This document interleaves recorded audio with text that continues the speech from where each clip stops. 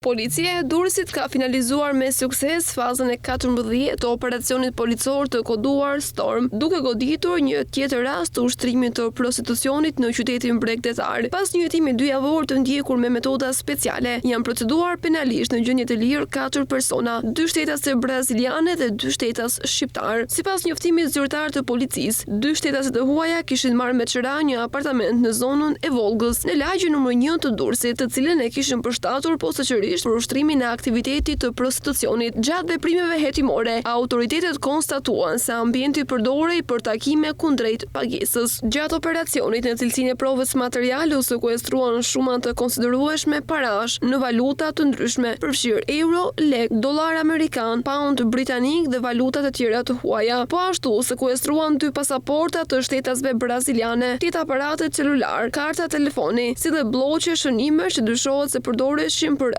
aktivitetin e kundërligjshëm. Policia bën me dije se materialet procedurale janë referuar prokurorisë pranë gjykatës së shkallës së parë të jurisdiksionit të përgjithshëm Durrës për vrimin e veprimeve të mëtejshme ligjore.